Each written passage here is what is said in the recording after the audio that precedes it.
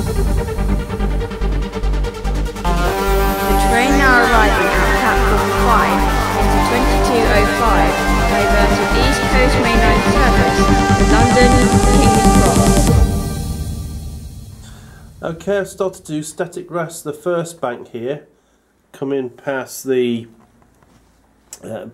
plated girder bridge there, and that goes on to the chalk face. I've actually started to add more tones to the face here, to bring it down a notch or so, not so chalky. So I've used spray paints, grey spray, acrylic spray paints for that. Let's just put the tone down there, looks much more realistic. So a bit more static grassing to do around there, that's just the beginning. I've also started this section here. This is where the bridge lifts up, so I can get in and out of the garage here. So basically, I've static grassed that, which was bare before. I've also weathered the rocks here by using a dry brushing technique. I've just got the surface on the top to do. That's going on quite nicely now. I've just finished this little area off here which is left abandoned. Just fence that off basically. What I'm about to do here, I've got this breeze block here I've got from Wicks. It was already broken for 50p, and some blackboard chalks, kiddies chalks. Why I'm going to do that, put that in a bag, take a few chunks off this, pulverise it into little rock forms and powder. And I'm going to put that beside the rock face of the quarry where it's been excavated. So see how that goes. But it should come out with a good effect. If we mix these two together, it'll blend it down a bit as well. Okay, so what I've done, I've taken chunks out of this breeze block using this end of the hammer. I suggest you wear safety goggles for this, obviously you get bits and pieces flying all over the place. So I've taken chunks out, place them inside a carrier bag, mix them with chalk, and then basically you just crush the various bits and pieces of the chalk and rock. Once that's done, you shake the bag and mix it, and it's ready to go for the quarry scene. You can see now it's starting to take shape there. There's a piece, just get that down there, it's not very good, get rid of that. So that'll be my mix for the quarry. As you go further that for the powder, grind it right down, but it's quite effective. Okay, that's the first stage of the cliff face on the corner done. So what I've done here, I've used pulverised chalk and the breeze block I mentioned earlier. Just smash that up and put it in various places down there where it's fallen over the cliff. The cliff is given away a little bit, and mix with various static grass blends. And I've also done the top as well, which is still drying with glue. You can see there's a bit of white there. Again, mix various blends of static grass.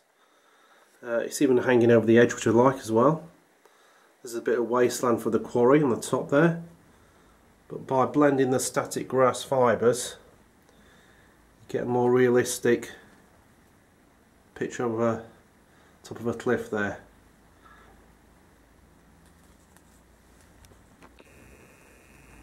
There's a bit here as well where it's hanging off. I've got to sort that out, glue that on. Okay, here's a shot from the other side.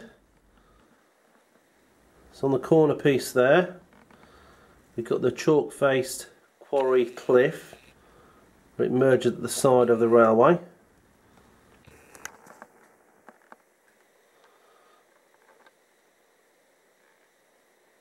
So that merges in with the rock cliff face which has been overgrown.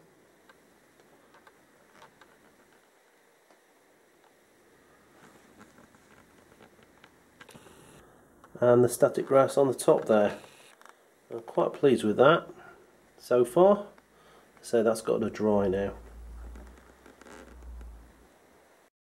I've mixed various blends of static grass to achieve that. Let's go through a few of them. It's quite cheap, £1.75. This was Jarvis. This is Spring Mix, 2 to 3 mil. This is the smaller mix here. I've got the label on there at the moment. I know it's Summer Grass. My Gauge Master, that's a really fine, thin static grass. And then you've got the Pico Straw, which is like the dried out grass there. And this one, which I really like, but you have to mix this. This is the WWS Pasture 6 mil. That looks really bright and wrong when you get it like that. But when you mix it with different grades, it does look very realistic. But you put it down as one, like that, it just looks wrong. But mixing it works a treat. The other one is the WS, not much of this left now, WWS Summer 4 mil as well. So all those are mixed together to achieve that, and now it's drying. And I shall continue with that further down there. I've now added the crushed breeze block mixed with chalk to make the rockfall excavation from the quarry, and added that around the edges now. I've mixed this a little bit with a little bit of ballast as well, the very fine white ballast, and it seems to have worked very well. Might put a few more layers on there, but I'm quite pleased with that. I've glued that down with ballast bond just to secure it so to get any dust around the layout. I've also added the static grassing to the top of the edge here of the quarry.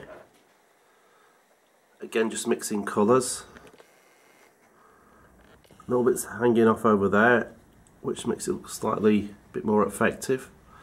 And a bit more on top as well, just to finish that section off.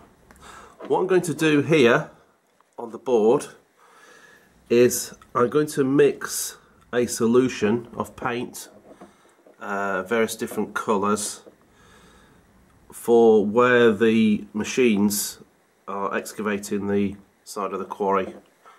So I'm waiting for an excavator to come out, a JCB one from Oxford Models, and when that comes out I can put tank tracks in there, things like that. So I've got some JCBs as well. I've already got one, one's on order. So before I lay that down, I'll wait for these vehicles to come out, and that's another project of mine I'm going to do. Just as a little addition, I've added this little scene here with poppies. That's just been added. And you've got some daisies over here, and some other daisies over here as well. So, sorry, buttercups over there, should I say. Could be dandelions, buttercups, yellow. Just added those to bring this out a little bit more, make it more realistic, and it seems to have worked. Got a few little bushes to put down there. Added a couple down here at the edge, which seems to work. So that side is nearly completed. On the back scene here, where the two join-in back scene papers mix, there's a bit of variation, so I've just added this tree just to seal that crack up there. Seems to work and merges the two together quite well. I've also static grassed the area at the back of building 3 of the cement works, just to the back here. That brings it out a little bit more. Got to put some weeds and stuff like that in there, but that's just overgrown with static grass, etc. Just finishes that area off nicely. I've acquired another bridge from eBay.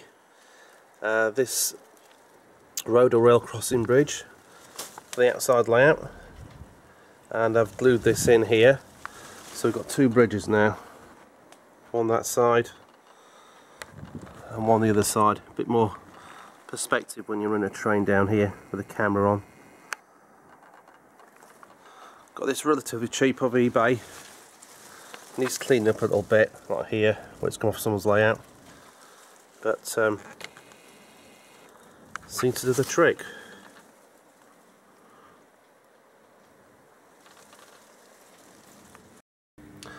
I've acquired this wall here, just from Backman, just outside the two warehouse factory buildings.